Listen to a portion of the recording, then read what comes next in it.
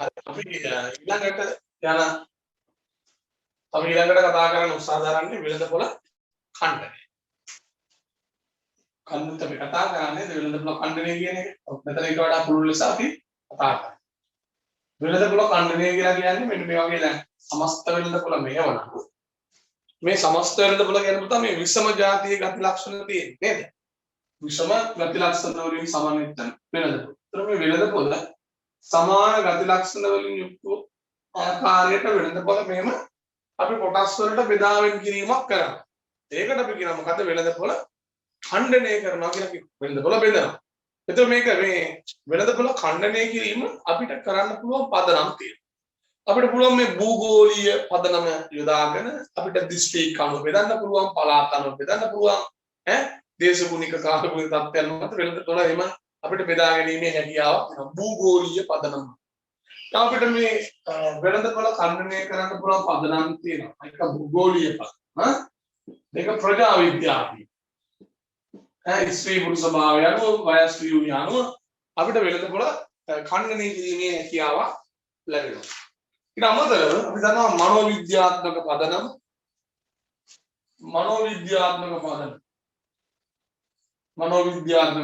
සහ චර්යාත්මක පදනම. මෙන්න මේ පදනම් ඔස්සේ තමයි අපිට වෙළඳපොළ ප්‍රධාන වශයෙන් ඛණ්ඩනය කිරීමේ හැකියාවක් ලැබෙන්නේ. මොනවද ඒක භූගෝලීය පදනම වලට දීලා තියෙන නිබන්ධනයේම කැටගරයිස් කරලා භූගෝලීය පදනම, ප්‍රජා විද්‍යාත්මක පදනම, මනෝවිද්‍යාත්මක පදනම සහ චර්යාත්මක පදනම. මේ වගේ පදනම් යොදාගෙන තමයි වෙළඳපොළ ඛණ්ඩනය කිරීමක් කරන්නේ. මෙතනින් පුතා මෙන්න මෙතන මේ භූගෝලීය පදනමයි, ප්‍රජා විද්‍යාත්මක පදනමයි, මනෝවිද්‍යාත්මක පදනමයි. අපි ඒවට කියනවා පාරිභෝගික ගති ලක්ෂණ මත වෙළඳපොළ ඛණ්ඩනය කරනවා. එන්න මේ තුන පාරිභෝගික ගති ලක්ෂණ පදනම් කරගෙන තමයි ගති ලක්ෂණ. පාරිභෝගික ගති ලක්ෂණ පදනම් කරගෙන තමයි වෙළඳපොළ ඛණ්ඩනය කරලා තියෙන්නේ. පාරිභෝගික ගති ලක්ෂණ.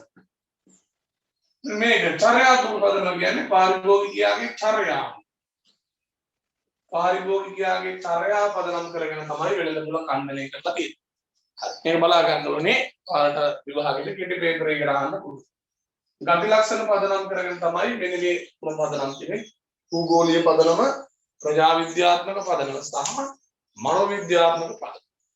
ඊළඟ කාරණේ පාරිභෝගික චර්යාව පදනම් කරගෙන මොකක්ද? චර්යාත්මක පදනම යටතේ වෙළඳපොළ අපිට ඛණ්ඩනය කරන්න පුළුවන්. එතකොට වෙළඳපොළ ඛණ්ඩනය කරාම ඒක ව්‍යාපාරිකයාට වගේම පාරිභෝගිකයාට ධනාත්මක ප්‍රතිලාභ ලැබෙනවා. ඒකේ ව්‍යාපාරිකයාට මේ වෙළඳපොළ ඛණ්ඩනය කළාම එයාගේ සුවිශේෂී වෙළඳපොළ එයාට වෙනමම මේ වෙළඳපොළ හඳුනා ගැනීමේ හැකියාවක් ලැබෙනවා. සමස්ත වෙළඳපොළ පිළිබඳව මන අවධානයක් යොමු කරන්න පුළුවන්.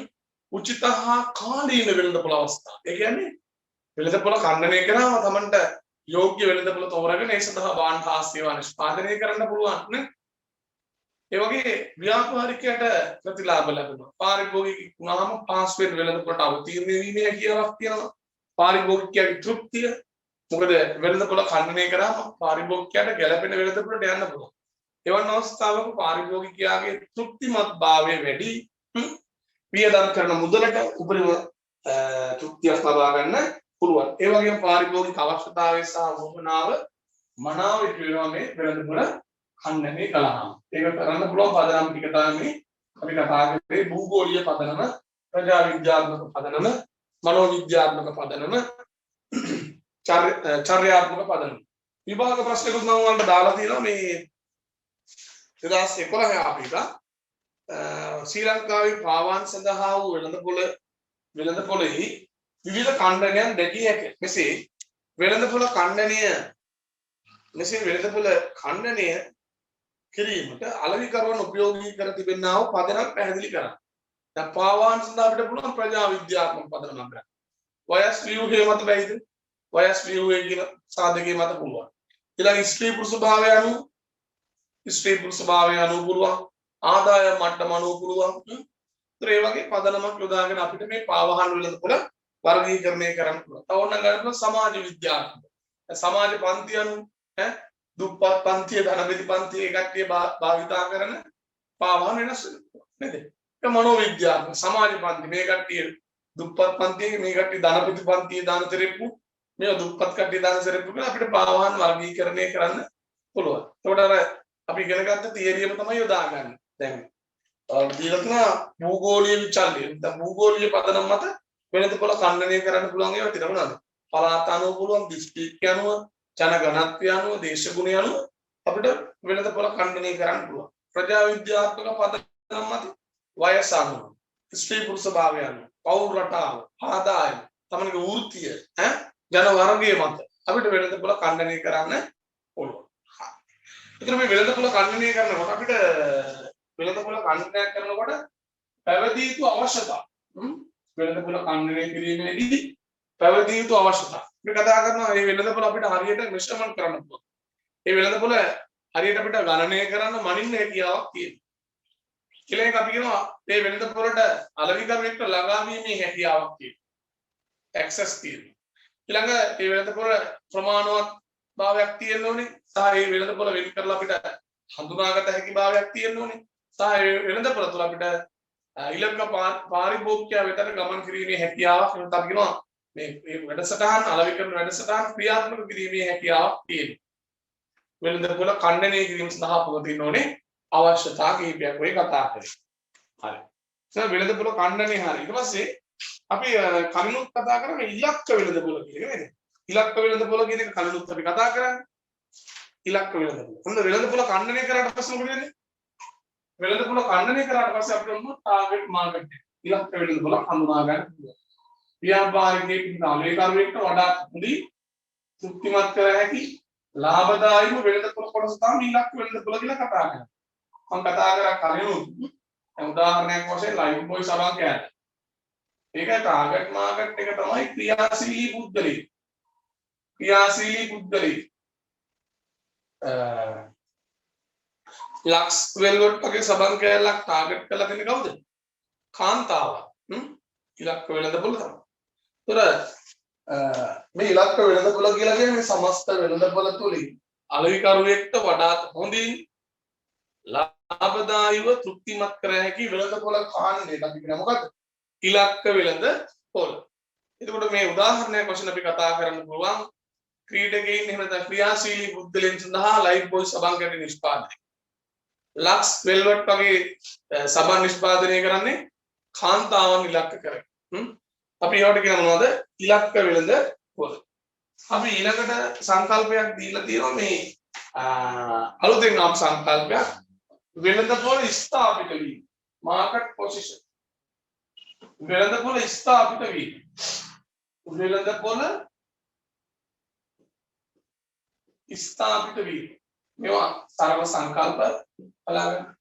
වෙනද පොළ ස්ථාපිත වීම කියලා කියන්නේ පුතා යම් කිසි භාණ්ඩයක් පිළිබඳව පාරිභෝගිකයෙකුගේ මනසේ යම් කිසි දෙයක් නිර්මාණය වෙනවා. වෙනද පොළ ස්ථාපිත වීම.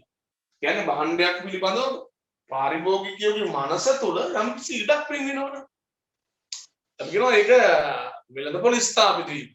යම් කිසි භාණ්ඩයක් නැත්නම් සේවාවක් සම්බන්ධයෙන් පාරිභෝගිකයාගේ මනසේ ඉඩක් වෙන්නේ. දැන් අපිට අපි අර මේ කලින් කිව්වා මේ අපිට ඔළුවේ ගැක්කුමක් ඉස්සර දෙයක් කොහොම ආවට පස්සේ මොකද වෙන්නේ? අපිට මතක් වෙන මොකද? පැනඩෝල් දෙකක් තිබ්බනම් හොඳයි. අපි පැරසිටමෝල් වලට යන්න පැනඩෝල් වලට. නේද? කැස්සක් හෙම්බිරිස්සාවක් වගේ ආවම මේ දවස්වල අපිට බය වෙනවා. කැස්සක් හෙම්බිරිස්සාවක් වගේ ආවොත් මොකද වෙන්නේ? සමහන් එකක් තිබ්බොත් හොඳයි. අපිට ඒක මේ භාණ්ඩය පිළිබඳව අපේ මනසේ ඉඩක් වෙන්නේ නැති. ඒ අනිත් භාණ්ඩයට හෝ ඒ සේවාවලට සාපේක්ෂව ඒ භාණ්ඩයේ තියෙන ගුණත්වය වැඩි. එකතු කරලා තියෙන අංගෝපාංග වැඩි. සපේන සේවාවේ ගුණත්වය වැඩි. නේද? එන්නේ ඒ හින්දා තමයි ඒ භාණ්ඩයට වෙනද පොලේ ස්ථාපිත වීමක් තියෙන්නේ. දැන් උදාහරණයක් වශයෙන් දැන් පාසල් ළමුන් සඳහා තියෙන සපත්ය කොහොම මතක් වෙනවද? පිළිම DSI කියන බ්‍රෑන්ඩ් එක අපේ මනසේ ස්ථාපිත වෙලා තියෙනවා. ස්ථාපිත. අපි ඒකට කියනවා මනසේ ඉඩක් වෙනවීමට කියන මොකද්ද? වෙළඳ පොළ ස්ථාපිත වීම. වෙළඳ පොළ ස්ථාපිත වෙන බලපාන කාරණා. එහෙම නැත්නම් වෙළඳ පොළ ස්ථාපිත වෙන්න හේතු තමයි මේ භාණ්ඩයේ හෝ සේවාවේ ගුණත්වය වැඩි වෙලා තියෙනවා. සහ අනිකුත් භාණ්ඩ වලට සාපේක්ෂව ඇතුළත් වෙලා තියෙන අංගෝපාංග වැඩි, ලබා දෙන සේවා වැඩි. මෙන්න මේ කරුණු කාරණා මත වෙළඳපොළ ස්ථාපිත වීමක් සිදු වෙන්න පුළුවන්. මම ඒකට නෝට් එක දෙන්නම්. මොකද ඒක අලුතෙන් ආපු වැදගත් සංකල්පයක්. ලියන්න. වෙළඳපොළ ස්ථාපිත කිරීම යනු භාණ්ඩයක් හෝ සේවාවක් පිළිබඳව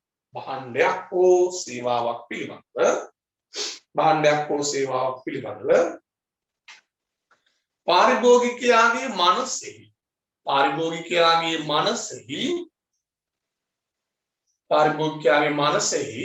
ඉඩක් වෙන් කරලීමයි.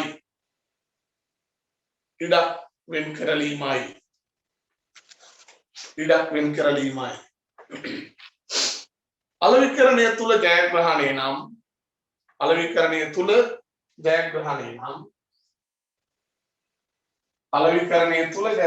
නම් කිසියම් භාණ්ඩයක් හෝ සේවාවක් පිළිබඳව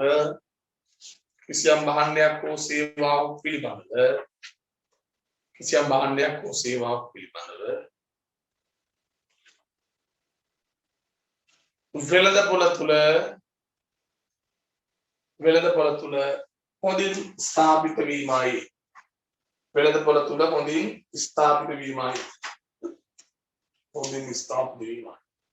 ඊට පස්සේ කියනවා මේ වෙළඳපොළ ස්ථාපිත විය හැකි ආකාරය භාණ්ඩය තුල විවිධ ගුණාංග සහ ප්‍රයෝජන ඇතුළත් කිරීම.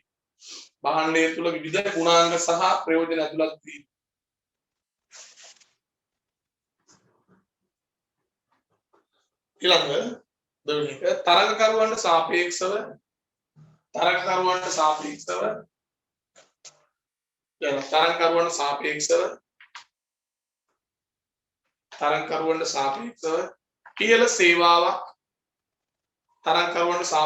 ඉහළ සේවාවක් ලබා දී.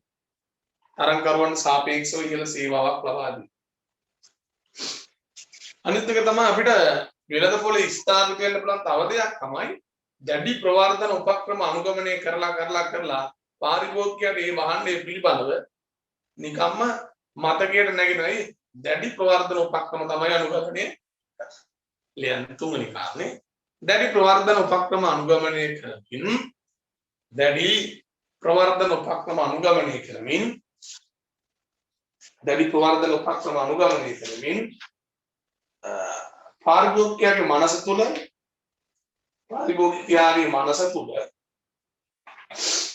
පාරිභෝගිකයාගේ මනස තුල ගැඹුරින් තැන්පත් කිරීම.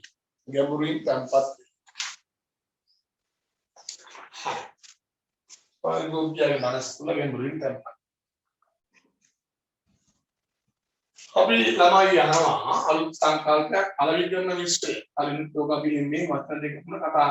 අලවිකරන විශ්ලේෂණය කියන්න පුළුවන් පුතා. අලවිකරන සමපාත. අලවිකරන විශ්ලේෂණය නැත්නම් අලවිකරන සමපාතය. අපි අලවිකරන විශ්ලේෂණය කතා කරන්නේ මේ අපේ ඉලක්ක වෙළඳපොළට. මේක අපි ඉලක්ක වෙළඳපොළ කියමු. ඉලක්ක වෙළඳපොළ තුරට ගමන් කිරීම සඳහා භාවිත කරන විචාරයන් සමූහය අපි කියනවා මොකක්ද? අලවිකරන මිශ්‍රය කියලා. අපි කලින් කතා කරන 4යි PS. 4යි PS. නිෂ්පාදිතය නැත්නම් ප්‍රොඩක්ට් එක product price place and promotion. නිෂ්පාදිතය මිල ස්ථානීය මධ්‍ය හැරීම ප්‍රොමෝෂන් ප්‍රවාද. මේ ටික අපි කියනවා 4යි PS. හරි? පුතා දැන් මේ 4යි PS කියන එක අපි කියනවා විකුණුම් කරුවාගේ දෘෂ්ටිය. විකුණුම් කරුවාගේ පැත්තෙන් තමයි ඔය 4යි PS කියලා අපි කතා කරන්නේ. නේද? 4යි PS. ඔය 4යි PS තුල එක් මේකන අලවිකරන විචාරයෙන් හතරම සාර්ථකව ක්‍රියාත්මක වුණොත් පමණයි සාර්ථක අලවිකරණයක් අපිට සිදු වෙන්න පුළුවන්. එහෙනම් 4යි PS තුල product price place promotion මේ හැමදේම සාර්ථකව සිදු වුණොත් තමයි අලවිකරණ නිශ්චය හරියට ක්‍රියාත්මක වුණොත් තමයි අලවිකරණයේ සාර්ථක වීමක් සිද්ධ වෙන්නේ. ඊට පස්සේ ඔය අලවිකරණ නිශ්චය අපි කතා කරනවා මේ ව්‍යාපාරික විකුණුම් කරුවාගේ දෘෂ්ටියෙන් කතා කරන්න පුළුවන්. විකුණුම් කරුවාගේ දෘෂ්ටිය නෙමෙයි විකුණුම් කරුවාගේ දෘෂ්ටියෙන් 4යි PS ඊට පස්සේ ගනුදෙනු කරුවාගේ දෘෂ්ටිය ගනුදෙනු කරුවාගේ දෘෂ්ටියෙන් අපිට කතා කරන්න පුළුවන් පුතා ප්‍රධාන ආකාර දෙකක් තියෙනවා යටතේ මේක තියෙනවා සිවා මොඩියුල් අනිත් එක 4යි CS කස්ටමර්ගේ පැත්තේ C විකුණුම් කරුවාගේ පැත්තෙන් නම් ඒකට අපි කියනවා නිෂ්පාදිතේ නැත්නම් ප්‍රොඩක්ට් කියලා කියනවා ප්‍රොඩක්ට්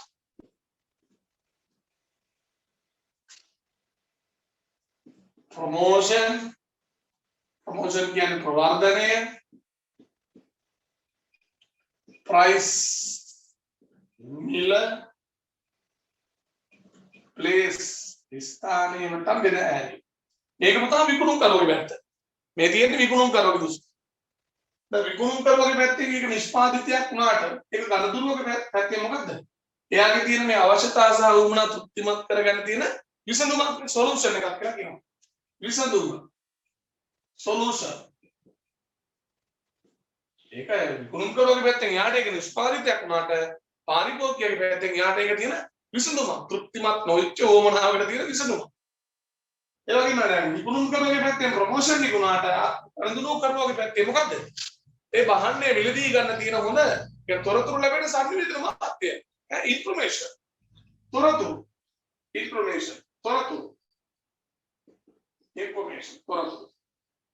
විකුණුම් කරුවාගේ පැත්තෙන් ඒක මිලක් වුණාට එයාට ඒක ප්‍රයිස් එක මිල. නමුත් ඒක පාරිභෝගිකයාගේ පැත්තෙන් එයාට ඒක වටිනාකම. මම මෙන්න මෙච්චර මුදලක් දීලා තමයි මේ බයික් එක ගත්තේ. ඒක විකුණුම් කරුවා කියන්නේ මට මේක ආදාය මෙච්චර. විකුණුම් කරුවාට මම මෙච්චර වටිනාකමක් දරුවා මේ බයික් එක. ඒතර විකුණුම් කරුවාගේ පැත්තෙන් ප්‍රයිස් වුණාට පාරිභෝගිකයාගේ පැත්තෙන් ඒක වැලියු වටිනාකම. විකුණුම් කරුවාගේ පැත්තෙන් අපි කියන ප්ලේස් ස්ථානයේ බෙද හැරීම. ඒක පාරිභෝගිකයා පැත්තේ හරි පහසුයි. දැන් මංචි කොමොයි බිස්කට් එක නිෂ්පාදනය හරි පොළොව නිෂ්පාදනය කළාට අපිට ගම තුල ඒ මංචි කොමේ කියන බිස්කට් එක ගන්න පුළුවන්. දැන් කලින් ගන්න බැරුණයි. කියලා ටීවී එකක් එකේ කියනවා මංචි කොමේ. අපි කලින් ඩිස්කනෙක්ට් වෙලා ඉන්නේ. දැන් ආයෙත් කනෙක්ට්. අපි කලින් බෙදා හැරීම අසාර්ථකයි. නමුත් දැන් අපිට බෙදා හැරීම සාර්ථකයි. දැන් අපිට කඩින් ගන්න පුළුවන්. නැත්නම් අපිට ළඟම කඩෙන් ගිහිල්ලා මාමා කියනවා මාමා මංචි කොමේ තියෙනවා. මාමා කියන්නේ පුතා මංචි කොමේ නේ තාමත් අපේ තියෙන්නේ ටිකිරි මාරි තමයි. කියන අපි දන්න අර බින්දවට කර කවරුලා ඒ ටිකිරි මාරි. ඒ කියන්නේ විකුණුම් කරුවාගේ පැත්තෙන් ස්ථානීය වාට ඒක ගනුදෙනු කරුවාගේ පැත්තෙන් පහසුයි ඇක්සස් පහසු. ළඟාවි ළඟාවි. ඊළඟ 4යි CS අපිට ස්ලෝ මොඩල් එක කතා කරන්නත් පුළුවන් 4යි CS. විකුණුම් කරුවාගේ නිෂ්පාදිතය නම් පාරිභෝගිකයෙක් පැත්තේ මොකද customer wants and needs ඉතින් පාරිභෝගික අවශ්‍යතා සහ වුමනා තෘප්තිමත් වීම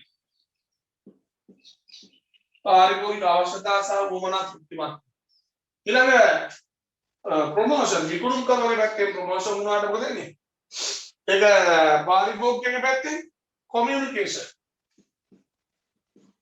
කොමියුනිකේෂන් කියන සංනිවේදනය මනස සංනිවේදනය විකුණුම් කරුවාගේ පැත්තෙන් ප්‍රයිස් වුණාට පාරිභෝගිකයා මේක පිළිවෙත් න කොස්ට් එකක් මම ලොකු වියදමක් දාලා ගත්තේ ඒක නේ කොස්ට් එකක් පිළිවෙත් දාලා මිලදී ගන්න බාන්න convenience පහසු ඕන පටලගන්නවා අලෙවි කරන මිශ්‍රය පුතා විකුණුම් කරුවාගේ දෘෂ්ටියෙන් විකුණුම් කරුවාගේ පැත්තෙන් අපි කතා කරොත් 4යි PS කියලා අපි කතා කරනවා පාරිභෝගිකයාගේ පැත්තෙන් පාරිභෝගිකයාගේ දෘෂ්ටියෙන් කතා කරොත් 4යි CS මොකද කස්ටමර්ගේ පැත්තෙන් 4යි CS එනට සිවා මොඩල් කියලා කතා කරන්නේ මේක පටලවා ගන්න එපා පුතේ මතක තියාගන්න මේ අපි කතා කරේ භාණ්ඩ අලෙවි කිරීම සඳහා තියෙන මිශ්‍රය හරි 4යි PS ඒක විකුණුම් කරුවාගේ දෘෂ්ටියෙන් සහ ඒක පාරිභෝගිකයෙක් පැත්තෙන් ගනුදෙනු කරුවාගේ පැත්තෙන් තමයි අපි කතා කරේ.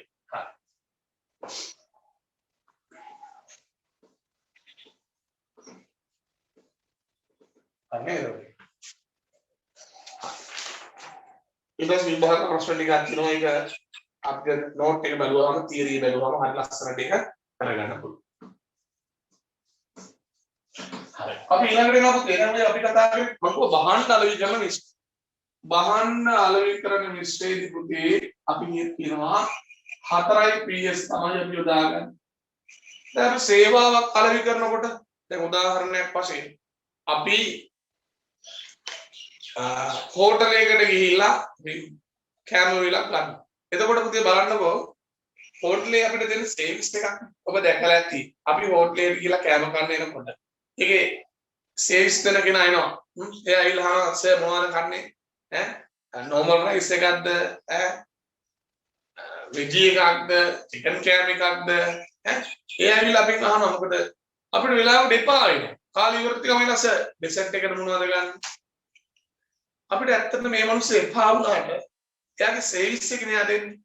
අපිට ඔය දේ ඇහුවේ නැත්නම් බයිනව නේද? කිසිම සර්විස් එකක් නෑ අපිට හරියට සැලකුවේ නෑ කඩේ නේද? ඒතර සේවාවක් අලෙවිකරණය ක්‍රමවේදය හරි වෙනස්. සේවාවක් අලෙවි කරනකොට මේ 4යි PS වලට අමතරව අපි කියනවා තව තුනක් තියෙනවා මොනවද? ෆිසිකල් එන්වයරන්මන්ට් එක හොඳ වෙනවා.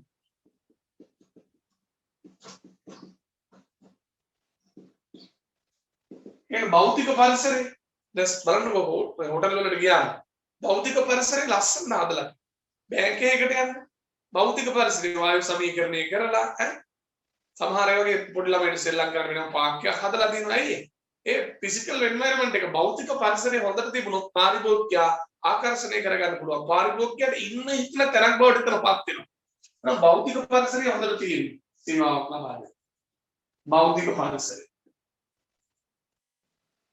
ඊළඟ people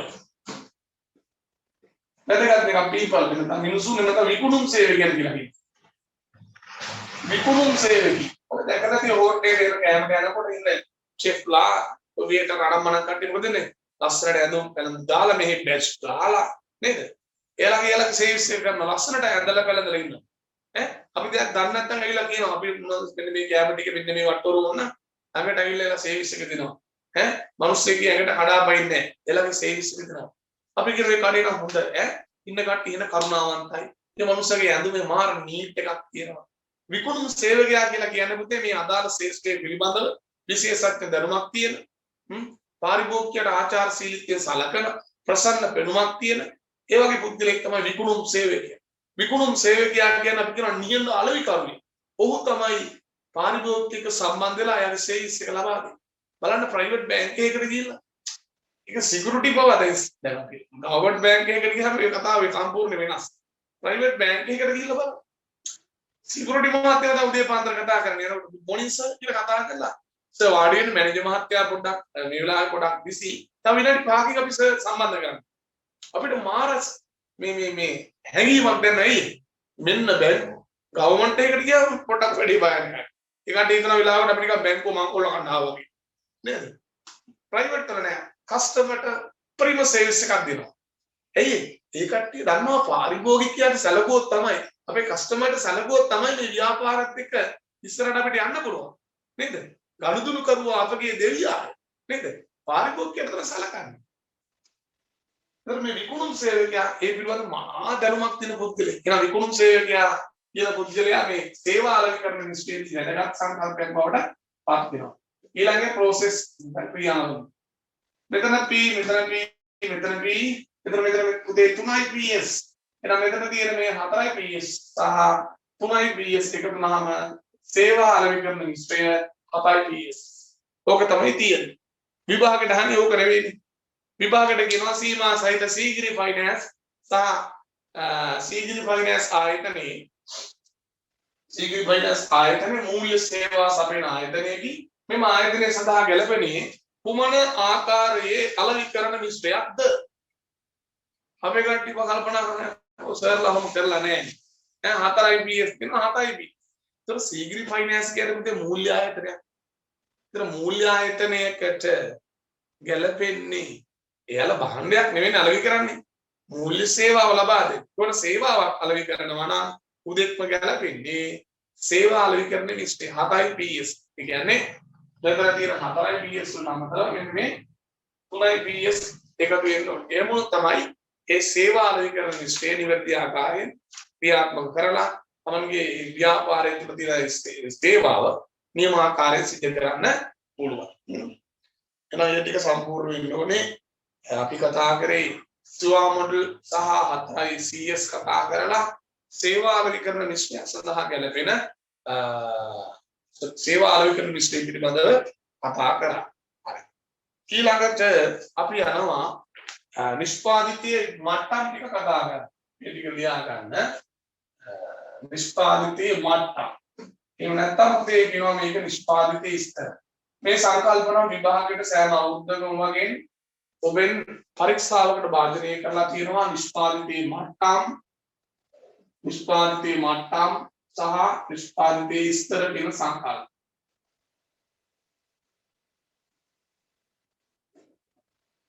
1 2 3 4 5 නිෂ්පාදිතයේ ස්තර එහෙම නිෂ්පාදිතයේ මට්ටම් අපි කතා කරන පුතේ ප්‍රධාන වශයෙන් 5.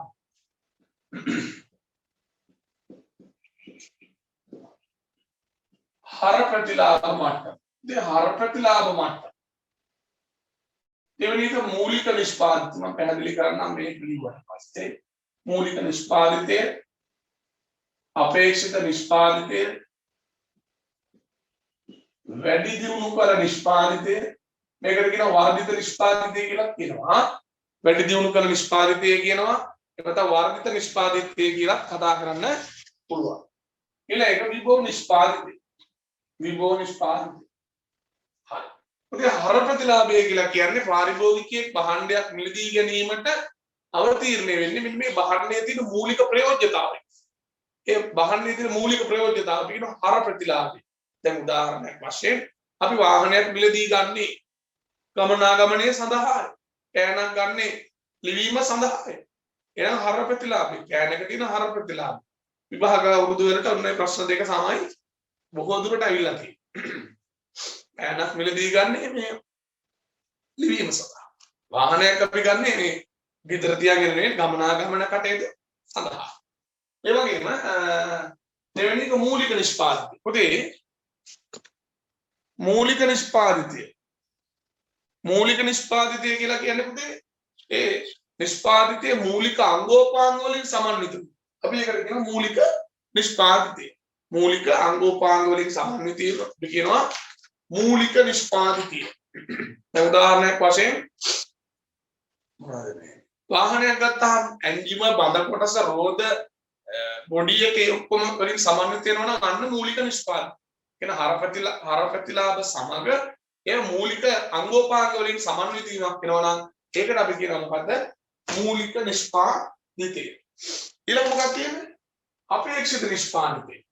අපේක්ෂිත නිෂ්පාදිතය කියලා කියන පුතා ගැනුම් කරුවා ආකර්ෂණය වන ආකාරයට ඒ නිෂ්පාදිතය සංවර්ධනය කරලා තියෙනවා. ගැනුම් කරුවා ආකර්ෂණය වෙනවා. දැන් උදාහරණයක් වශයෙන් අපි වාහනයක් ගන්න වේගයෙන් සුව පහසුව ආරක්ෂාකාරීව ගමනක් යන්නේ. මේ අවස්ථාවේදී බලනවා මෝස්තරය, දැවටුම, සන්නම මේ ආදී ගති ලක්ෂණ පිළිබඳව මූලික වශයෙන් අවධානය යොමු කිරීම සිද්ධ කරනවා. ඊට පස්සේ අපි යනවා ඊළඟ එක වර්ධිත නිෂ්පාදිතය. වැඩි දියුණු කළ නිෂ්පාදිතය. වැඩි දියුණු කළ නිෂ්පාදිතය. කියන්නේ ගැනුම් කරු අපේක්ෂා කරන මට්ටමට ඔබට යනවා. දැන් අපි වාහනයක් මිලදී ගන්නකොට පුතේ අපි බලන්නේ මේකේ AC තියෙනවද කියලා නේද බලන්න වාහනේ නම්බරේ බලලා බ්‍රෑන්ඩ් එකේ පාරේ ගන්න නම් එක බලන්න. අලුත් එකක් නැගේ බ්‍රෑන්ඩ් එක කියවන්න බලන්න. ගැනුම් කරු අපේක්ෂා කරන මට්ටම ඔබට ගියා හරි ඒක හරි. ඊට පස්සේ වැඩි දියුණු කරනවා. ඒ අපේක්ෂා කරන මට්ටමට ඔබට ගිහිල්ලා නිෂ්පාදිතය සංවර්ධනය කරලා දෙනවා. දැන් වාහනයක් ගත්තාම මේකේ ABS, රිවර්ස් කැමරා ඒ වගේ දේවල්. ඒ වගේ තත්ත්වයන් තියෙනවා අපි ඒකට කියනවා මොකද? වැඩි දියුණු කළ නිෂ්පාදිතය. දැන් අපේ මනුස්ස තෘප්තිමත් කරන්න බෑනේ. බලනවා තව නැද්ද කියලා. බලනවා මේ අපිට වාහනේ يعني අපි ඉදර ඉඳලා වාහනේ අපිට වෙයිද ගමනක් යවන්න රිමෝට් කන්ට්‍රෝල් එකකින් ඔළුව අර මොනවද මේ නයිට් රයිඩර් කාර් එක. අන්න අනාගතයේදී නිෂ්පාදිතය මෙන්න මේ වගේ තැනකටපත් වෙයි. අන්න විභව නිෂ්පාදිතය. දැන් විභාගයට ප්‍රශ්නයක් අහලා පෑනක් උදාහරණයක් අරගෙන නිෂ්පාදිතයේ මට්ටම් සහ නිෂ්පාදිතයේ ස්තර කියන එක පැහැදිලි කරන්න. මාකින් එකේ තිබුණේ ඒ විභව නිෂ්පාදිතය ලියලා තියෙනවා නිර්මාණාත්මක උත්තරයක් තියෙනවනම් ඒක ඕකේ. සමහර ඒවා තියෙනවා පෑනේ ලියලා කිංති වෙනකොට සද්දයක් පිට වෙන සින්දුවක් පිට වෙනවා. ඒක නිර්මාණශීලී විභව නිෂ්පාදිතය ඒ වගේ තියෙනවා. පෑනක් කිංති වෙනකොට සින්දුවක් පිට වෙනවා. නාදයක් එනවා. ඒක විභව නිෂ්පාදිතය. නිර්මාණශීලී උත්තරයක් තිබුණා නම් ලකුණු දෙන්න කියලා විභව නිෂ්පාදිතය. එහෙනම් නිෂ්පාදිතයේ මට්ටම නිෂ්පාදිතයේ ස්තර කතා කරනකොට ප්‍රධාන වශයෙන් තියෙන මොනවද? හර ප්‍රතිලාභය මට්ටම, මූලික නිෂ්පාදිතය, අපේක්ෂිත නිෂ්පාදිතය, වැඩි දියුණු කරන නිෂ්පාදිතය සහ විභව නිෂ්පාදිතය. මේ අපි කතා කරේ නිෂ්පාදිතයේ ස්තර, නිෂ්පාදිතයේ මට්ටම කියන සංකල්ප. ඒතර බලන්න නිබන්ධනේ ඔබ ඒක සම්පූර්ණ කරගන්න ඕනේ. උදාහරණයක් මම පැහැදිලි කරා. මේක මෙන්න මේක විදිහටම තියෙනෝනේ ඈ. ඔකේ පරණ පොත්වල දැන් අපි ගුරුවරු පුතේ අපිට ජාතික අධ්‍යාපන ආයතනයේ දීලා තියෙන විදිහට තමයි ඒක කරන්න ඕනේ. මේ සටහන මේ විදිහට ලියන්න ඕනේ. පරණ පොත් බලන්න එපා. නේද? අපිට කියන විදිහට ඒ ක්‍රමයේ විදිහට අපි යා යුතුයි. හරි. ඊළඟට අපි යනවා අලුත් සංකල්පයක් නිෂ්පාදිත මිශ්‍රය. නිෂ්පාදිත මිශ්‍රය. පුතේ නිෂ්පාදිත මිශ්‍රයක් කියලා කියන්නේ අනිවිකරණය වෙලද පොළට ඉදිරිපත් කරන ලබන භාණ්ඩ කණව සමූහයක් අපි කියනවා නිෂ්පාදිත මිශ්‍රය. නිෂ්පාදිත මිශ්‍රය. අලවිකරුවෙකු වෙළඳ පොළට ඉදිරිපත් කරන භාණ්ඩ මිශ්‍රය. ඉතින් භාණ්ඩ කලබ ඉරිපියක් නිෂ්පාදිත මිශ්‍රය. හරි. අපි දීලා තියෙන නිබන්ධනයේ දීලා තියෙන සටහනක් දින්නම්. ඒක මොකක්ද?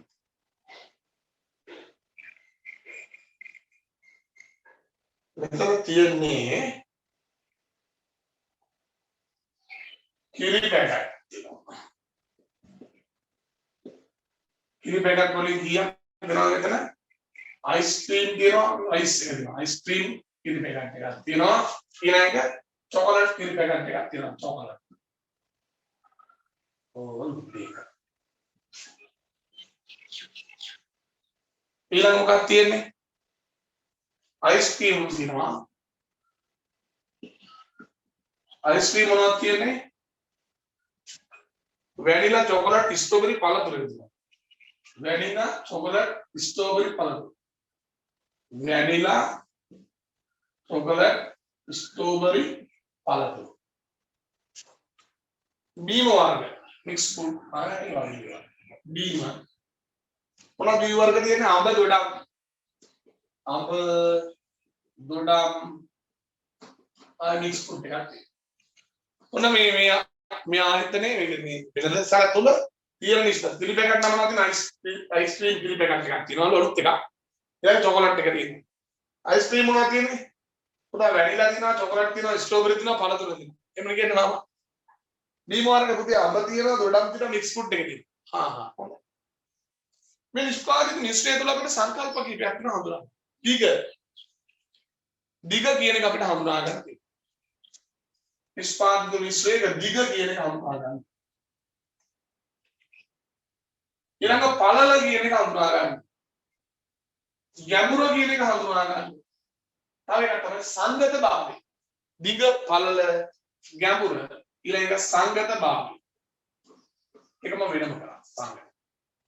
පොතේ පළල කියලා කියන්නේ මේ නිෂ්පාදිත පේලි ගන්න. එක පේලිය, දෙක පේලිය, තුන පේලිය. පළල කියලා පළල තුනයි. පළල තුනයි. මේක නිෂ්පාදිත අයිටම්ස් පේලි සංඛ්‍යා 1 2 3. පළල කතා කරන්නේ. දිග කියලා කියන්නේ මොකක්ද? බලමු. කිරි පැකට් වල දිග 2යි. කිරි පැකට් වල. එහෙනම් කිරි පැකට් වල දිග 2යි දාන අයිස්ක්‍රීම් වල 1 2 3 4යි 4 දාන බීම් පැකට් වල 1 2 3 3 දාන. එහෙනම් දිග කීයද? 4 3 7යි 9යි. දිග 9යි. ඔගේ මේකත් ආයිටම් සංඛ්‍යා. ගැඹුරු කියලා කියන්නේ කිරි පැකට් වල ගැඹුරු කීයද? කිරි පැකට් වල ගැඹුරු නම් එක මේ එක ප්‍රොඩක්ට් එකකින් තියෙන ආයිටම් සංඛ්‍යාව. කිරි පැකට් වල ගැඹුර 2යි. අයිස්ක්‍රීම් වල ගැඹුර 1 2 3 4යි. අයිස්ක්‍රීම් වල ගැඹුර කීයද? 4යි. ඒ ආදී වශයෙන් අපිට ගැඹුරු ගණනය කරන්න පුළුවන්. මොකද සංගත භාවය කියලා කියන්නේ. සංගත භාවය. සංගත භාවය. මොකද සංගත භාවය කියන්නේ? සංගත භාවය කියන්නේ පුතේ මෙන්න මේ නිෂ්පාදිත අතර තියෙනා වූ අන්තර් සම්බන්ධතාවය. මොනවද තියෙන අන්තර් සම්බන්ධතාවය? කිරි පැකට්, අයිස්ක්‍රීම්, බීම වර්ග. මේ ඔක්කොම මේ බොන පාන වර්ග නේද? ආහාරමය ද්‍රව්‍ය පාන වර්ග. මේ ඔක්කොම පානමය බීම. පාන වර්ගය. සංගත භාවය කියලා කියන්නේ මේ අතර තියෙනා වූ සම්බන්ධතාවය, අන්තර් සම්බන්ධතාවය. පාන වර්ගය මෙතන. කිරි පැකට්, අයිස්ක්‍රීම් සහ බීම කියනවා. මෙන්න අපි නිෂ්පාදිත මිශ්‍රය තුල අපිට කතා කරන්න තියෙන වැදගත් සංකල්ප. නිෂ්පාදිත මිශ්‍රයේ දිග, නිෂ්පාදිත මිශ්‍රයේ පළල, නිෂ්පාදිත මිශ්‍රයේ ගැඹුර සහ සංගත භාවය. ඊළඟට පුතේ අපි ඒකත් කතා කරලා ඉවරයි. අපි ඊට පස්සේ යනවා මොකද්ද අලුත් සංකල්පයක් මේ product life cycle නිෂ්පාදිතයක ජීවන චක්‍රය කතා කරන්න ඕනේ. ඊට කලින් ඇයි මේ ව්‍යාපාර ආයතනයක් මේ නිෂ්පාදිත මිශ්‍රයක් පවත්වාගෙන යන්නේ? නිෂ්පාදිත මිශ්‍රයක්. නිෂ්පාදිත මිශ්‍රයක් පවත්වාගෙන යන්නේ. බැරි වෙලාවත් කිරි පැකට් එක පාඩු වෙලා බීම එක ලාභුනොත් මොකද වෙන්නේ? ඒ එක වෙළඳ පොළවල් වලින් සිදුවන අලාභදායක තත්ත්වයන් මග හරව ගන්න පුළුවන්.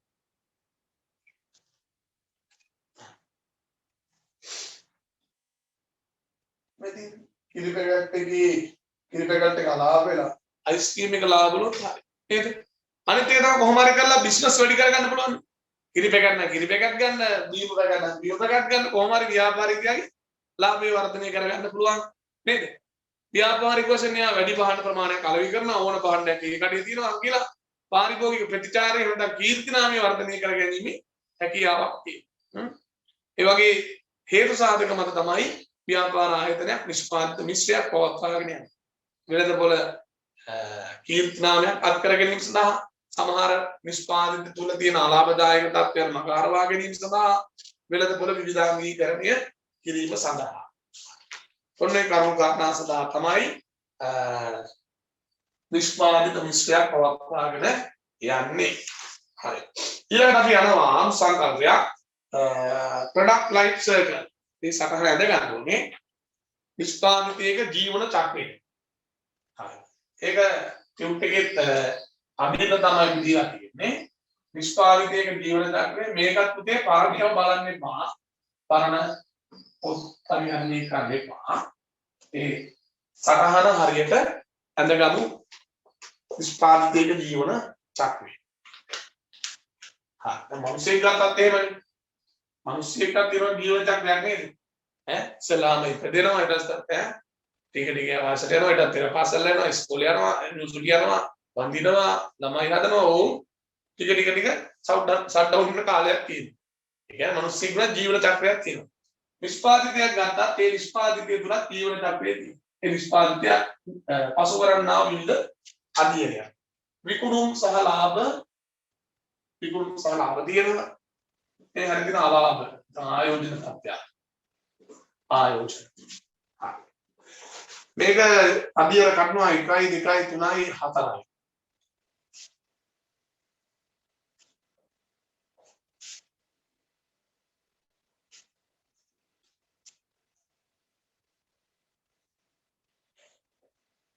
මේ විදිහට මේ සටහන එනෝනේ හරියට බලා ගන්න ඕනේ. අපි ඉස්සෙල්ලාම කතා කරන විකුණුම්. විකුණුම් කියන්නේ මේ අවදී කියන හඳුන්වා දීමේ අධ්‍යයන. sorry. මේක සංවර්ධනය. මුල් මේක සංවර්ධනය. භාණ්ඩයක් පිළිබඳව අදහස් උත්පාදන අවදී මේක සංවර්ධනය. සංවර්ධන අධ්‍යයනයේදී භාණ්ඩයේ විකුණුම් නෑනේ. විකුණුම් වෙන ටික කාලයක් යනවා. ඕන ටික විකුණුම් වැඩි වෙනවා.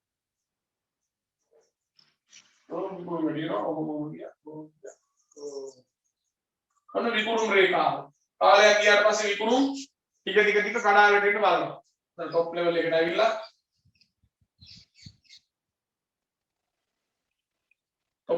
ඇවිල්ලා විකුණුම් කඩා වැටීමට ලක්.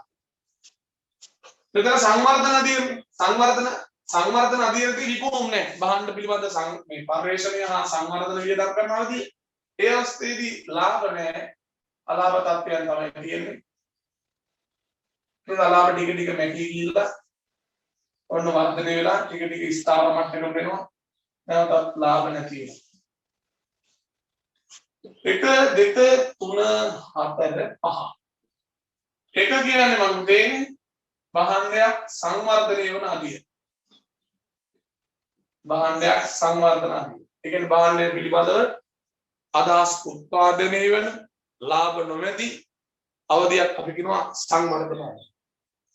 දෙවෙනි එක තමයි භාණ්ඩ හඳුන්වා දීමේ අදිය. හඳුන්වා දීමේ අදිය.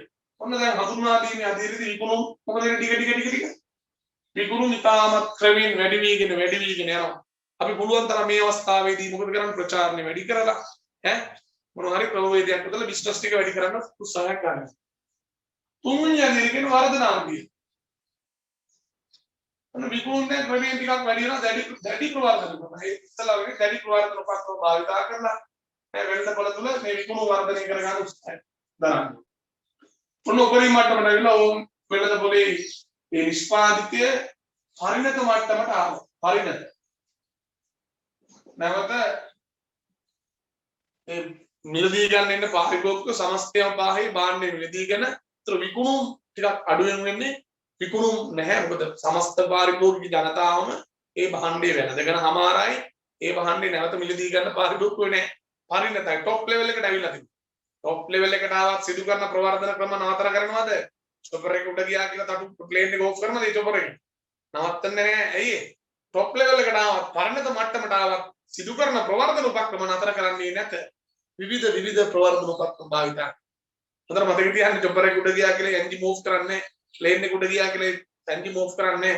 ඒ වගේ තමයි টොප් ලෙවල් එකට පරිණත මට්ටමට ආවා කියලා සිදු කරන අලයි ප්‍රවර්ධන උපක්‍රමයන් නවත්තන්නේ නැහැ. සිදු කරන අලයි ප්‍රවර්ධන උපක්‍රම විධිමත්ව ක්‍රමවත්ව කරගෙන යනවා. පසු කාලීන මොකද වෙන්නේ මේ ටික පරිණත මට්ටමට ආවට පස්සේ ටික මොකද වෙන්නේ? මේක කඩා වැටීමේ මට්ටමක එනවා. අපි ඒකට කියනවා පිරියන අදිය. පිරියන අදිය.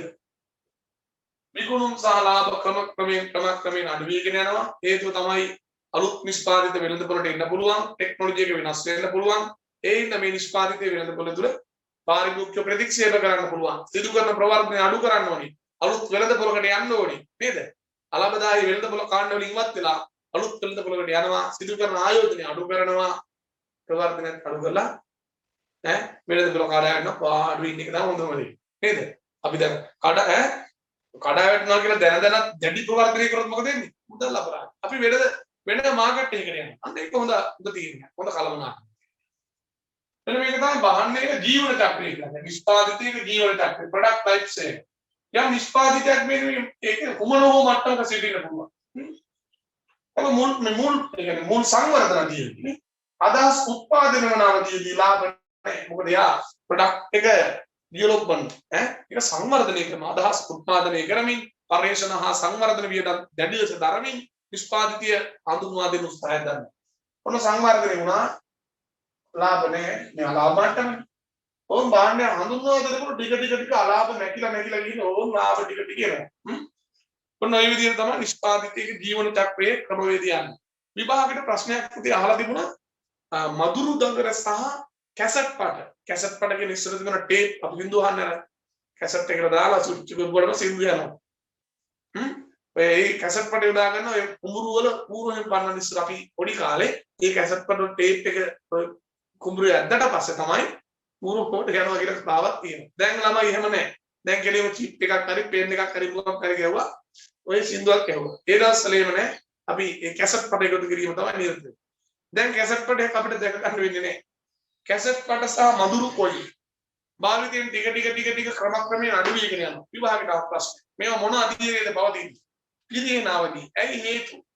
නව නිෂ්පාදිත වෙළඳපොළට බිහිවීම, තව තරංකරුවන් බිහිවීම, නව තාක්ෂණික උපකරණ වෙළඳපොළට පැමිණීම නිසා මේ නිෂ්පාදිත වෙළඳපොළ තුළ පිළිහිමකට ලක් වෙලා තියෙනවා. විභාග උත්තරයක් ඔය කරා. විභාගයට ආවා තියෙනවා. හරි. හරි. මේ ප්‍රොඩක්ට් ලයිෆ් සර්කල් එක හැම එකටම ගැලපෙන්නේ නැහැ පුතේ. සමහර නිෂ්පාදිත තියෙන ආරම්භයේ ඉඳලම ලාභ දිනවා. ඔය පිරිහීමක් නෑ. සමහර නිෂ්පාදිත අපි දන්න ගන්න টොප් ලෙවල් එකේදී. මේදී උපකල්පන රාශියක් මත තමයි නිශ්චිත කාල පරිච්ඡේදයක් තියෙනවා කියලා උපකල්පන රාශියක් තියෙනවා. මේ විවිධ කාලණු ලාභයේ ගුණ වෙනස් වෙනවා. සමහර ඒවා නේ ආරම්භයේ ඉඳන් පුතේ මේ ලාභ තියෙනවා නේද? එහෙනම් මේක අපි කියන මේ නිෂ්පාදිත ජීවන චක්‍රයක තියෙන උපකල්පන රාශියක්. ඒක අපි දීලා තියෙනවා. මේකට නිශ්චිත ආයු කාලයක් තියෙනවා කියලා උපකල්පන ඉන්නවා. සමහර ඒවා නේ අපි එහෙම නිශ්චිත ආයු කාලයක් නෑ මෙතනින් පටන් ගන්න මෙතනින් ඉවර වෙනවා. මේ උපකල්පනයක් තියෙනවා. නිශ්චිත ආයු කාලයක් පැවතීම ඊළඟට අපි කතා කරනවා විවිධ අවස්ථාවලදී ලාභය සහ විකුණු ප්‍රමාණය වෙනස් වෙනවා.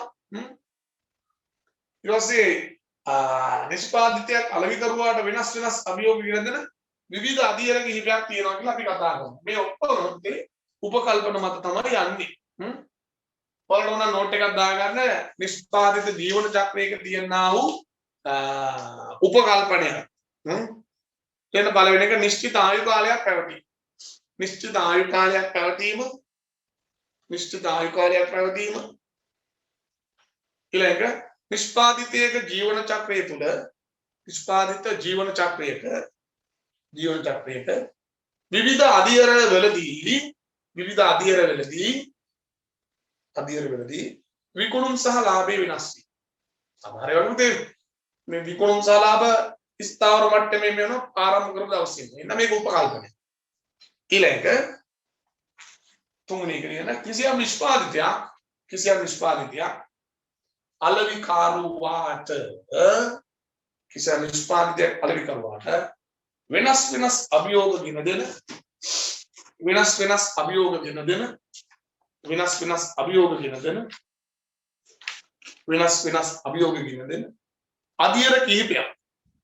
වෙනස් අභියෝග ගෙන දෙන අධීර කිහිපයක් පසුතැවී.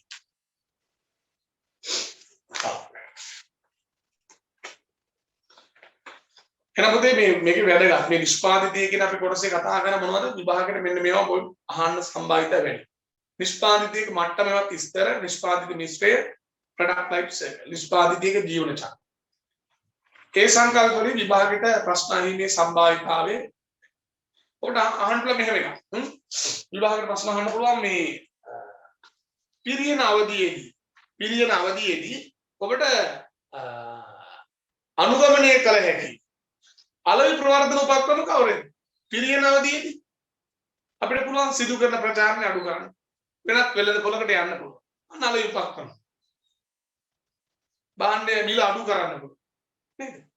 පිරියන අවධියට ගන්න තියෙන අලෙවි ප්‍රවර්ධන උපක්‍රමයක්. ඒ වගේ නිර්මාණාත්මක ප්‍රශ්න අහන්න පුළුවන්. ඊට පස්සේ අපි කියන පරිණත අවධියේදී පරිණතයි.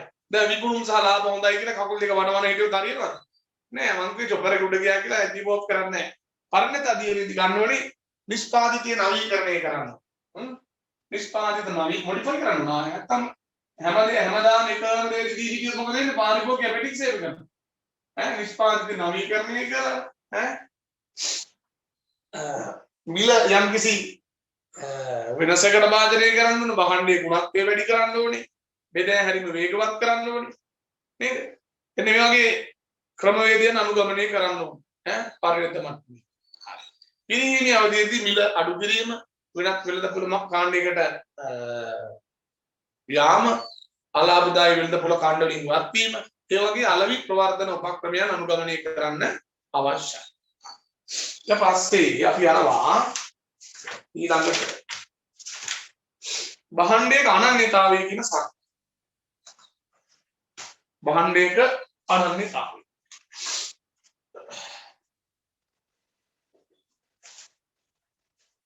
භාණ්ඩයක අනන්‍යතාවය කතා කරද්දී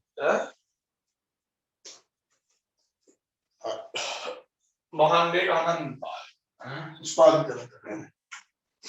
අනන්‍යතාවය අනන්‍යතාවය කියන්නේ කිසියම් වෙනත් භාණ්ඩයකින් තමන්ගේ භාණ්ඩ වෙන් කරලා හඳුනා ගන්න තියෙන හැකියාව නේද? ඒ සඳහා පුතේ තියෙන ප්‍රධාන වශයෙන් කොටස් දෙකක්. පළවෙනි එක තමයි සන්නම බ්‍රෑන්ඩ්. සන්න. දෙවෙනි එක තමයි අසුරුම. සන්නම සහ අසුරුම. මෙතනින් අපි අදලා ගන්නවා සන්නම කියන බ්‍රෑන්ඩ්. සන්නම කොටස් දෙකයි. සන්නම් නාමය සහ සන්නම් ලකුණු. නාමය කියලා කියන්නේ පුතේ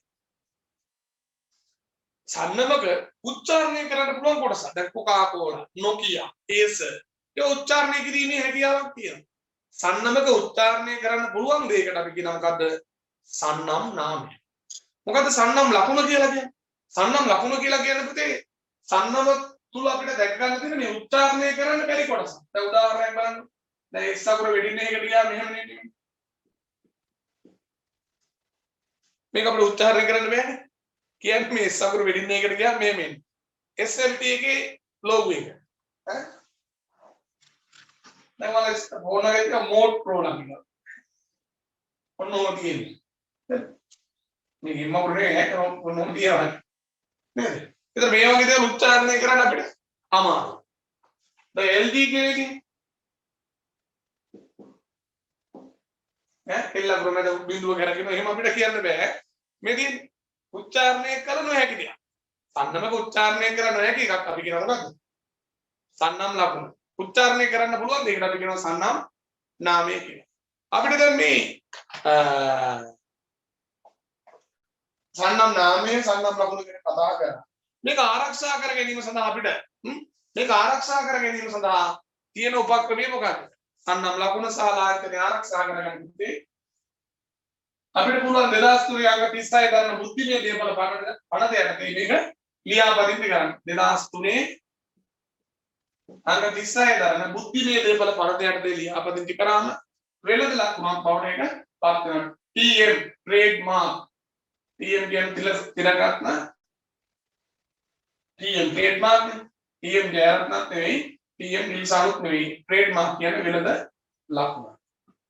වෙළඳ ලකුණ. සමහර වෙලාවට registered කියලා ගන්නවා. ලියාපදිංචි වෙළඳ ලකුණ. TM trademark උඩ registered කියලා කතා කරනවා. පනත තමයි 2003 අංක 36 දරන බුද්ධිමය දේපල පනත. මේකේ විභාගයට අහනවා බුද්ධිය වගේ ප්‍රශ්න. දැන් මෙහෙම එකක් කියනවා. දැන් විභාගයට අහලා තියෙන ප්‍රශ්නයක් පානීය ජල බෝතල් නිෂ්පාදනය කරන ආයතනයක ඔබ ඉන්නේ. ඒ කළමනාකරුවා වශයෙන් ඔබ ඉන්නේ. එතකොට මේ පානීය ජල බෝතල් සඳහා නමක් යෝජනා කරනවා. පානීය ජල බෝතල්. අපි කියනවා සුපැන්. සුපැන්. සුපැන්. සිසි. ඒවා කියනේවා නේද සර්? ඔව් නේද? සිසි. කූල්. එතකොට මේ නම් තුලින් පුතේ භාණ්ඩයක මූලික ප්‍රයෝජනතාවය අදහස්. මේක අපිට මතක තියාගන්න පහසු. උච්චාරණය පහසු. වෙනත් භාෂාවකට පරිවර්තනය කරන්න පහසු. අපි කියනවා සන්නමක අපිට ගති ලක්ෂණ. සන්නමක ගති ලක්ෂණ අපි කතා කරනවා. සන්නමක් තුල තිබිය යුතු ගති ලක්ෂණ. තරංගකරුවන්ට වඩා වෙනස් වෙන්න කොපි කරන්න බෑ. තරංගකරුවගේ එකම දාන්න බෑ. නේද? ඔබ දැකලා ඉතින් සන්ලයිට් එකේ තියෙන සන්නම් ලකුණු තියෙනවා. අනිත් ඔය තරංගකාරී සබන් මොකද කරන්නේ? ඒ වගේම දාන්න. මොකද ඒක වෙන්න බෑ. තරංගකරුවන්ට වඩා වෙනස් වෙන්න ඕනේ. උච්චාරණය කරන්න පහසු වෙන්න ඕනේ. පහසුවේ මතකයේ රඳවා ගැනීම නැති වෙන්න ඕනේ. නේද? මෙන්න මේවා අපි කියනවා සන්නමක අනිවාර්යෙන් තියෙන්න ඕනි ගති ලක්ෂණ. විභාගයට ආව තියෙන ප්‍රශ්නයක් 2004 එකක්. පිරිසුදු පානීය ජලය බෝතල් කරලා වෙළඳ පොළට දාන්න යනවා. මේකට නමක් දෙන්න.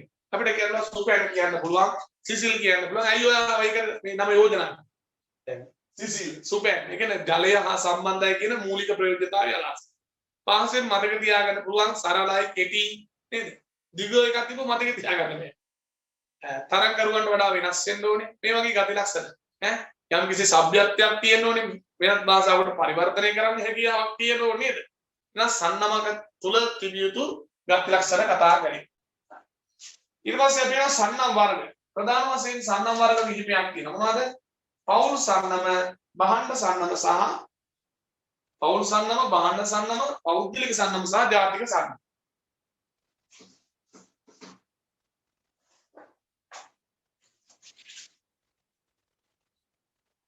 පෞල් සන්නම, බහණ්ඩ සන්නම,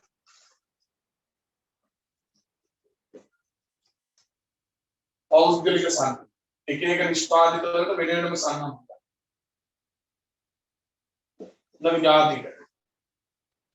ජාතික සන්නම වෙනද පොරට බහන්න දැවීමේදී එකම සන්නමක් යටතේ බහන්න සඳහා එකම සන්නමක් භාවිතා කරනවා නම් මාකට් එකට දාන්න. පෞල් සන්නම. කිසියම් ආයතනයක තියෙන භාණ්ඩ වලට එක ෆැමිලි එකක් වශයෙන් කියන්නේ එකම නිෂ්පාදිතයක් එකම ආයතනයක් වශයෙන් භාණ්ඩ පෙළක් ඉදිරිපත් කරනවා එකම ආයතනයක්. දැන් ඒකට උදාහරණ අපිට කතා කරන්න පුළුවන්. දැන් රූණු පුට්ස් වගේ එහෙම කතා කරන්න පුළුවන්. උදාහරණ ටික මම දෙනවා. පෞල් සන්නමට හරිස්චන්ද ගත්තම ඒක තමයි. උදාහරණ ගන්නවා හරිස්චන්ද නිෂ්පාදන. හරිස්චන්ද කුරක්කම් පිටි, පාම් පිටි, ඉන්දියාපම් පිටි ඔක්කොම පිටි තියෙනවා. පෞල් සන්නම. පෞල් සන්නම නැති. ඊළඟ භාණ්ඩ සන්නමක් යටතට ගන්න පුළුවන්ද? යුනිලීවර් ආයතනය ගත්තාම පුතේ. යුනිලීවර් ආයතනය ගත්තාම එක එක නිෂ්පාදිත වලට එක එක සන්නම් තියෙනවා. යුනිලීවර් කියන්නේ බහුජාතික සමානම. භාණ්ඩ සන්නම. දැන් සිග්නල් වලට වෙනයි සන්නම. සන්ලයිට් වලට වෙනයි. යුනිලීවර් කියන ආයතනයේ ප්‍රොඩක්ට්ස් වල තියෙන බහුජාතික සමානයි. එක එක මේ නිෂ්පාදිත වලට වෙන වෙනම සන්නම. ඒකට කියනවා භාණ්ඩ සන්නම. ඊළඟට පෞද්ගලික සන්නම. පෞද්ගලික සන්නම කියන්නේ පුතේ නිෂ්පාදකයාගෙන් භාණ්ඩ මිලදී අරගෙන වෙළෙන්දු මොකද කරන්නේ? වෙළෙන්දු තමන්ගේ පෞද්ගලික සන්නමක් හදාගෙන භාණ්ඩ වෙළෙන්දු පොරට දාන. උදාහරණයක් වශයෙන් අරලිය සීනි, අරලිය සහල්, නිපුණ සහල් එයාලා මිලදී අරන් එයාලගේ බ්‍රෑන්ඩ් එකක් යටදී භාණ්ඩ එලි දක්වන අරලිය සහල්. ඊළඟ ජාතික සන්නම. ජාතික සන්නමක් කියන්නේ ස්වකීය සන්නම යටතේ සමස්ත වෙළඳ පොරට භාණ්ඩ ඉදිරිපත් කරනවා. සිංගර් මොන රටකට ගියොත් සිංගර් තමයි. කොකාකෝලා සන්නම ප්‍රධාන කොටස්. පෞල් සන්නම, භාණ්ඩ සන්නම, පෞද්ගලික සන්නම සහ ජාතික සන්නම. ඒ උදාහරණ ටික දාගන්න.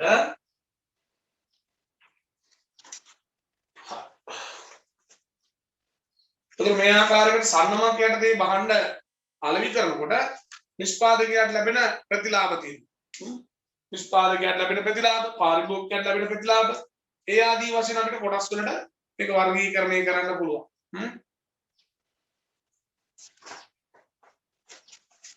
සන්නම් වර්ග ටික අපි කතා කරා.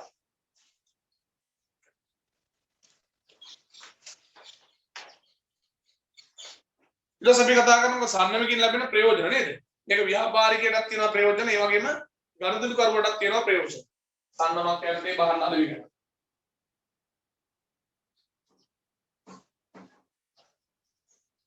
සන්නමක් යටතේ භාණ්ඩ අලෙවි කරනකොට ව්‍යාපාරිකයට මොනවද ලැබෙන්නේ? ව්‍යාපාරික ප්‍රතිලාභ. සහ පාරිභෝගිකයට ලැබෙන ප්‍රතිලාභ. දැන් ව්‍යාපාරිකයට ලැබෙන ප්‍රතිලාභ කතා කරද්දී තමන්ගේ ආයතනයේ ප්‍රතිරූපී වර්ධනය කරගන්න පුළුවන්. තමන්ට අනන්‍යතාවයක් ලැබෙනවා. තමන්ගේ සන්නමට අනන්‍යතාවයක් ලැබෙනවා. ඒ වගේම තමයි තමන්ගේ සන්නමට නෛතික වශයෙන් ආරක්ෂාවක් සපය ගන්න පුළුවන්. අපිට ඕඩර් ගන්නකොට ඒ ඇණවුම් ලබා ගැනීමේ හැකියාවක් තියෙනවා. ඊට අමතරව අපිට තියෙන සන්නම සමස්ත ප්‍රතිරූපී වැඩි වෙනවා. මිල තරගයකට මුහුණ දෙන්න පුළුවන්. වර්තනයේ පාසුයි. ව්‍යාපාරයට යම්කිසි වටිනාකමක් නිර්මාණය වීමක් වෙනවා. ඊට පස්සේ ගනුදෙනු කරුවාට නැත්නම් පාරිභෝගිකයට මේ සන්නමක් තුලින් ලැබෙන ප්‍රතිලාභ මොනවද? භාණ්ඩ තෝරගන්නකොට පහසුයි. යම්කිසි සන්නමක් යටතේ භාණ්ඩයක් මිලදී අරගෙන નિયમિત ගුණත් වෙන්නේ නැත්නම් ඒ සම්බන්ධයෙන් අපිට පැමිණිලි කිරීමේ හැකියාවක් තියෙනවා. ජනප්‍රිය හොඳ තත්ත්වයේ භාණ්ඩ මිලදී ගැනීමේ හැකියාවක් තියෙනවා. මොකද අපි ගන්න සන්නමක් තියෙන භාණ්ඩ. මිලදී ගැනීමට ගත වන කාලය අඩුවේ අපි බ්‍රෑන්ඩ් එක කියලා තමයි වහන්න ඉල්ලන්නේ. අපිට දෙන්නකෝ සන්ලයිට් කුඩු එකක්. අපි කියන්නේ නිගිලා ඔය මොනවා රෙදි හොදන කුඩු එකක් දෙන්න. මිනිහා කහ කුඩු දෙකක් තියලා තියෙනවා. අපි කියලා කියන අපිට සන්ලයිට් කුඩු එකක් දෙන්න. ඒතකොට අපිට ඒ වහන්නේ මිලදී ගන්න ගත වන කාලය අඩුයි. මොනවා හරි ප්‍රශ්නයක් තිබ්බොත් අපිට ඒකට ඉක්වරයක් දාන්න පුළුවන්. ෆැමිලි ඉදිරිපත් කරන්න. ඒතකොට සන්නමක් තියෙන භාණ්ඩ භාවිතා කරද්දී ගුණත් තියෙන උසස් නේද? ඒතකොට අපිට වගේම පාරිභෝගිකයට වගේම ව්‍යාපාරිකයට දෙක ප්‍රතිලාභ දෙන යාට ඒක නෛතික ආරක්ෂාව සපය ගන්න පුළුවන්. Tamanට අක්කිර අනන්‍යතාවයක් ගොඩනගෙනවා. පිටරූපයක් යම්කිසි බිස්නස් එකට වැලියු එකක් නිර්මාණය වෙනවා. වටිනාකමක් නිර්මාණය වෙනවා. ඒ ආදී ප්‍රතිලාභ තියෙනවා ව්‍යාපාරිකයට. සන්නමක් තුලින් ව්‍යාපාරිකයට වගේම පාරිභෝගිකයටත් ලැබෙන ධනාත්මක ප්‍රතිලාභ තමයි අපි කතා කරන්නේ. හරි. අපි ඊළඟට යනවා ඊළඟ කොටස ඇසුරුම නේද?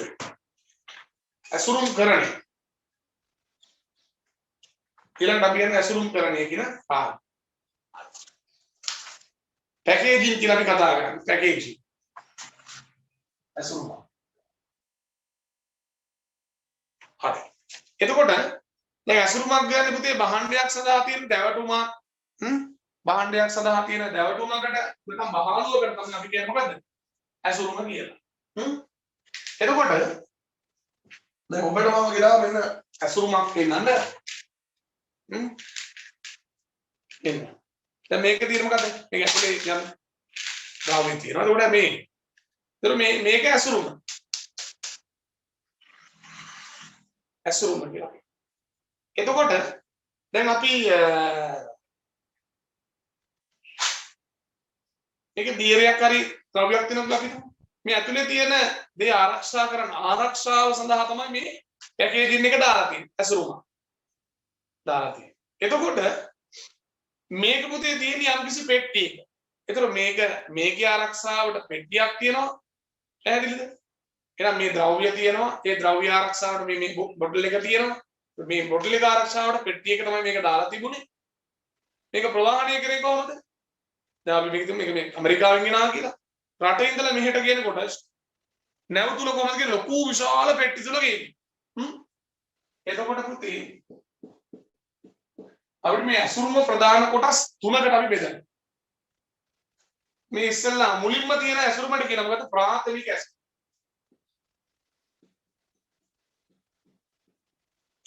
මේක දාලා තියෙන පෙට්ටිය අපි ඒකට කියනවා ද්විතීයික ඇසුරුම. ද්විතීයික ඇසුරුම. අනිත් එක තමයි ප්‍රවාහන ඇසුරුම. මතක තියාගන්න උදේක්ම මේ ඇසුරුම් භාවිතා කරන්නේ භාණ්ඩයේ ආරක්ෂාව උදෙසා. ඇසුරුමකින් තියෙන ප්‍රධානම දේ තමයි භාණ්ඩයේ ආරක්ෂාව. මොකද ප්‍රාථමික ඇසුරුම කියන්නේ දැන් ඔබ දන්නවනේ මේ ටූත් පේස්ට් එක. ඒක අර මූලික එකක් තියෙනවා. ඒ කියන්නේ අපි ඒකට කියනවා මොකද්ද මේ දන්තාලේප ටියුබය කියලා කියනවා. දන්තාලේප ටියුබය තමයි ප්‍රාථමික. ඒතකොට දන්තාලේප ටියුබ් එක දාලා දෙන පොඩි අර පෙට්ටි ඒක ද්විතීයික. ප්‍රවාහන කියන්නේ පුතේ දන්තාලේප විශාල ප්‍රමාණයකින් මහා පරිමාණ පෙට්ටි. අර තේ කුඩු පෙට්ටි වල ගේන්න පුළුවන් නේද? අපි නැවේ කියනවා නම් යුනිලිවර්ගේ ප්‍රොඩක්ට් එකක් ගන්නවා නම් රටේ ඉඳලා මෙහෙට ගෙනකොට ලොකු පෙට්ටි වල ගේන්නේ. ඒවා අපි කියනවා ප්‍රවාහන ඇසුරුම. මතක තියාගන්න. අපි මේ ඇසුරුමක් භාවිතා කරන්නේ මේ නිෂ්පාදිතයේ ආරක්ෂාව තහවුරු කර ගැනීම සඳහා. ප්‍රධාන වශයෙන් දාගන්නේ ඒක. එතකොට ඔන්න ඇසුරුම් වර්ග තියෙනවා primary package, secondary package, and shipping package. ප්‍රාථමික ඇසුරුම, ද්විතීයික ඇසුරුම සහ තෘතීයික ඇසුරුම. ඊට පස්සේ මේ ඇසුරුම් වල කතා කරනවා ප්‍රයෝජන. ප්‍රධාන ප්‍රයෝජනේ මොකද්ද? නිෂ්පාදිතයට ආරක්ෂාවක් ලැබෙන එක. ඊළඟට අපිට කතා කරනවා නිෂ්පාදිතය පහසුවෙන් හඳුනා ගන්න පුළුවන්. ඔබ දැකලා ඇති මේ නිෂ්පාදිතයේ තොරතුරු ඇතුළත් කරලා දෙන මේ උඩින් මේ ලේබල් එකක් ගහලා දෙනවා. අපි මේකට කියන මේ ප්‍රාථමික ඇසුරුම උඩින් තියෙන එක මේ භාණ්ඩයක ඇසුරුම උඩින් තියෙන එක කියනවා ලේබල් එක කියලා. ඔය ලේබල් එකේ තියෙනවා නිෂ්පාදිත දිනය, කල්ලික ප්‍රීමිය දිනය, අඩංගු ද්‍රව්‍ය, නිෂ්පාදිත කාණ්ඩාංකය, භාවිතා කිරීමට උපදෙස් මේ හැමදේම මෙන්න මේ ලේබල් එකේ තියෙනවා නේද? ඒතර නිෂ්පාදිතය පිළිබඳ අපිට තොරතුරු අපිට පහසුවෙන් ලබා ගන්න පුළුවන්. ඒ වගේම තමයි මේ නිෂ්පාදිතය අපිට ප්‍රවර්ධන උපක්‍රමයක් වශයෙන් භාවිතා කරන්න පුළුවන් මේ ඇසුරුම්. ඔබ දැකලා ඇති වීවා පෙට්ටිය තියෙනවා. වීවා මේක වයිවා වෙනවා කැම්පස් එක. වීවා හරිනේ. එතන මේ වීවා පෙට්ටිය තමයි තියෙන්නේ. අලුත් එක හරි. එතකොට පුතේ සමහර කට්ටිය මේ කිරි පෙට්ටිය අරගෙන එයා එකෙන් පොඩි ළමයෙක් ඉන්නවා නම් ඒකෙන් ඉස්කෝලේ යනකොට හරි ඔය නිර්මාණ කරන්නේ නැද්ද? ඇසුරුමේ පසු ප්‍රයෝජන නැද්ද? තින්ත බාස්කට් එක. දැන් තින්ත ගන්න අවුරුද්දට තියනවනේ ඉනිපොලක් හරි මොනවා හරි. ගෙනාට පස්සේ බාස්කට් එකේ මොකද කරන්නේ?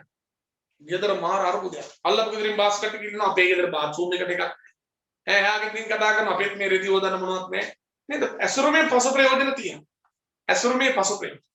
නේද? එන ඇසුරුම යොදාගන්නේ ප්‍රථමයෙන් මූලික කාරණේ තමයි ඇසුරුමේ තියෙන ප්‍රධානම කාරණේ තමයි ඇසුරුමක් භාවිතා කරන්නේ නිෂ්පාදිතේ ආරක්ෂාව සඳහා. ඒකට අමතරව ප්‍රවර්ධන උපක්‍රම පුළුවන් නිෂ්පාදිත පිළිවන් තොරතුරු සංවේදනය කරන්න පුළුවන් නේද? ඔබ දන්නවා දැන් ඔය ෆුඩ් සිටියට වගේ ගියාම අපිට ඇසුරුමක් තියෙන එක ඇත්තටම පහසු වෙයි. self service ස්වයං සේවා පහසුකම ලබා ගන්න පහසුයි. ඒතර ඇසුරුමක් තුලින් ව්‍යාපාරිකයාට ලැබෙන ප්‍රතිලාභ පාරිභෝගිකයට මොනවා වගේවත් ලැබෙන්නේ. පාරිභෝගිකයට ආරක්ෂාව ලැබෙනවා. භාණ්ඩ මිලදී ගන්න පහසුයි. භාණ්ඩ පිළිබඳ තොරතුරු අපිට ලබා ගන්න පුළුවන්. ඇසුරුමේ පසු ප්‍රයෝජන සහ අර පිළිවෙස් කරන යුතු අපිට භාණ්ඩ භාවිතා කරන්න පුළුවන්. එහෙනම් පැකේජ් ඇසුරුම කියන එක අපිට ඉතාමත්ම වැදගත් පාරිභෝගිකයෙක් වශයෙන්. ඊළඟට අපි කතා කරනවා ඇසුරුමක් සකස් කරද්දී සලකා බලන්න ඕනේ කාරණා මොනවද? ඔක්කොම විභාග ප්‍රශ්නයක් ඇසුරුම පැහැදිලි කරන්න. විභාගයට ආවම ප්‍රශ්නයක් ඒක දීලා මම සිසිල් බීම නිෂ්පාදනය කරන ආයතනයක් වන කූල් සමාගම දෙහි සහ පැපලි ශාස්ත්‍රයෙන් බීමක් ඉදිරිපත් කරනවලු. ඉලක්ක වළඳපොළ වන්නේ පාසල් ළමයි යෝග්‍ය ඇසුරුමක්. ඇසුරුමක් සකස් කරද්දී බලන්න ඕනේ පුතේ මේකේ මොනවද අඩංගු ද්‍රව්‍ය නිෂ්පාදිතයේ ස්වභාවය කියන එක බලන්න ඉස්සෙල්ලා. ගණද ද්‍රවද වායු මොනවද බලන්න ඕනේ නේද? මේක ඉක්මනින් නැශ වෙන එකක්ද නැශ නොවනද විනාශ වෙන එකක්ද කියලා බලන්න ඕනේ. නිෂ්පාදිතයේ ස්වභාවය කියන එක බලන්න ඕනේ. ඊළඟ ඇසුරුෙන් ලැබෙන පසු ප්‍රයෝජන ඇසුරුෙන් ලැබෙන පසු ප්‍රයෝජන බලන්න ඕනේ. අනිත් එක දැරීමට සිදුවන පිළිවෙල මේකට තමයි ඉස්සරහින් ඕනේ. පසු ප්‍රයෝජන අනිත් එක පරිසර හිතකාමීභාවය ආකර්ෂණීයභාවය නේද? දැන් අර පාසල් ළමයාගේ කූල් බීම් එක හදනකොට අපි බලන්න මේ නිෂ්පාදිතයේ ස්වභාවය මොන වගේ එකක්ද? ඒක බීමක්. දැන් මයිලෝ එක බලන්නකො මයිලෝ එක නිෂ්පාදනය කරද්දී මේ පැකට් එක. අපි ඒක පරිසරයට හිතකාමීද කියලා බලන්න ඕනේ. දැරීමට සිදුවන පිළිවෙල. ආකර්ෂණීය භාවය. දැන් පාසල් ළමුන් ඉලක්ක කරගෙන මීම් එකක් හදනවා නම් ඒකේ බීම පැකට් එකේ තියෙන කාටූන් මිස්ටර් බීන්ලා ඔයගේ කාටූන් වල රූප සටහන් තියෙනවා. නැත්නම් ළමයි ගොඩක් ප්‍රිය කරන සටහන් කාටුන් වගේ තිබෙන ගොඩක් හොඳයි. ළමයි ඉව ගන්න අර කාටුන් එකේ තියෙන නමක් කියලා මට එකක් දෙන්නකෝ. ඒ විල්ලන්න. ඒතර බලන්න නෛතික මේ අවශ්‍යතාව බලන්න ඕනේ. ඇසුරුමේ තියෙන ප්‍රසු ප්‍රයෝජන ඇස තාක්ෂණ යෝග්‍යතාවය මෙන්න මේ ආදී කරුණු කාරණා සලකා බලලා තමයි අපි ඇසුරුමක් සකස් කරන්න ඕනේ. හරි. ඊට පස්සේ ලේබල් කරන්නේ. මොකද ලේබල් කරන්නේ? දැන් ලේබල් එක කියන්නේ මේ මෙතන තියෙන එක මේ අපිට ඉස්සලා මෙදී ලේබල් එක. ඇසුරුමකට උඩින් තියෙන එක. මේකට තොරතුරු තියෙන්නේ. නිෂ්පාදිත දිනේ, කලකිරීමේ දිනේ, මිල භාවිතා කරන ආකාරය උපදෙස් මේ ආදී දේවල් මේ ලේබල් එක තුල අපිට දැක ගන්න පුළුවන්. ඒතර ලේබල් එක තුල තියෙන්නේ මොනවද? තියෙන්නේ උපරිම සිල්ලර මිල තියෙනවා, නිෂ්පාදිත කාණ්ඩාංකය, කලකිරීමේ දිනේ, බර, පරිමාව, නිෂ්පාදිත දිනේ මේ ආදී සෑම දෙයක්ම අපිට දීලා තිනවා ලේබල් එකේ. හරි. එහෙනම් අපි කියනවා ලේබල් එක අඩංගු කාරණා ටික අපි කතා කරමු. ඊට පස්සේ විභාග ප්‍රශ්නයක් ආවම 1999 ලෝක වෙළඳ වලට භාණ්ඩ සැපයීමේදී ඇසුරුම් වල සංකේතය දීමට යෙද. ඔය දැකලා සමහර වෙලේ පෙට්ටි වල තියෙනවා මෙන්න මේ වගේ සම්මත සංකේත. ඕන රටකින් આવොත් ඒවා තමයි තියෙන්නේ. ඕන දිනවා. මොකද මේකේ අදහස? කෙමෙයි බලාගෙන පරිස්සම් කරන්න.